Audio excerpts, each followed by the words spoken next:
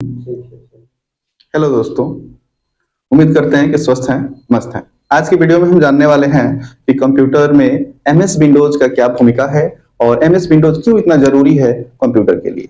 क्योंकि हम सब जानते हैं कि किसी ना किसी मार्ग पे चलने के लिए उसका एक पथिक होना जरूरी होता है। ठीक उसी प्रकार हमें कंप्यूटर का यूज करने के लिए सबसे जो जरूरी होता है वो होता है विंडोज। क्योंकि विंडोज के बिना जो हमारा सिस्टम है वो एक खाली डब्बा के बराबर है, क्योंकि उसमें कोई भी सॉफ्टवेयर इंस्टॉल नहीं किया जा सकता है। तो आइए इसी के बारे में आज हम वीडियो को शुरू करते हैं, पढ़ते हैं कि एमएस विंडोज क्या होता है।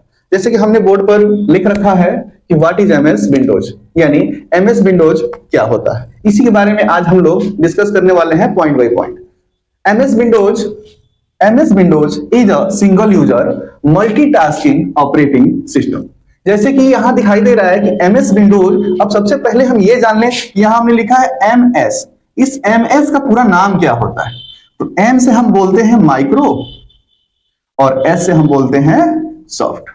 ठीक है, तो MS का पूरा नाम होता है माइक्रोसॉफ्ट, इसलिए हम इसको पूरा जब बोलेंगे तो बोलेंगे Microsoft Windows is a single user, यानी यह एक ऐसा यूजर है जो अकेले काम करता है, ऐसा सिस्टम है जो अकेले काम करता है, लेकिन इसमें मल्टीटास्किंग ऑपरेटिंग सिस्टम, यानी एक समय में हम अनेकों प्रोग्राम को चला सकते हैं या ऑपरेट हम कर सकते हैं। दूसरा है that developed by Microsoft Corporation Limited। अब बात करते हैं कि इस सॉफ्टवेयर को बनाया किसने, एमएस विंडोज को बनाया किसने। ठीक है, इस ऑपरेटिंग जो सिस्टम है इसको किसने बनाया? तो मैंने पिछली वीडियो में बताया था कि इसको बिल गेट्स साहब और पॉल साहब ने मिलकर इसका निर्माण किया था, इसकी घोषणा की थी।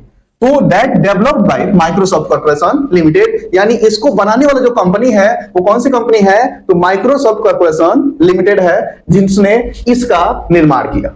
ठीक है, अब बात करते हैं कि ये बना कहां, किस देश में बनाया गया था? तो in United state of America. इसको बनाने वाला जो देश है ये अमेरिका में इसको बनाया गया था। अब हम बात करते हैं कि इससे काम क्या क्या हो सकते हैं।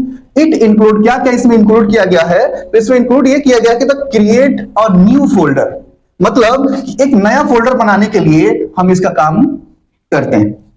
जैसे मान लीजिए कोई भी सॉन्ग रखना है या कोई फाइल्स रखने हैं, ठीक है, तो फाइल्स जो है वो ये सबको मिलाकर ये ले किस में रख देते हैं? फोल्डर में रख देंगे। ठीक है, अब बात करते हैं, अगला है इंस्टॉल सॉफ्टवेयर। अगर हम विंडोज नहीं अपडेट करेंगे, नहीं चढ़ाएंगे, तब तक हम कोई भी सॉफ्टवेयर, एक्सटर्नल सॉफ्टवेयर हम इंस्टॉल नहीं कर सकते। इससे हम क्रिएट यूजर आईडी बना सकते हैं, हम चेंज माउस सेटिंग, माउस की सेटिंग जो है उसको चेंज कर सकते हैं, चेंज वॉलपेपर, जो हमारे डिस्प्ले पर दिखाई देता है उस वॉलपेपर को हम चेंज कर सकते हैं, बैकग्राउंड इमेज को हम चेंज कर सकते हैं, स्क्रीन सेवर लगा सकते हैं। अब बात करते हैं स्क्रीन सेवर क्या है।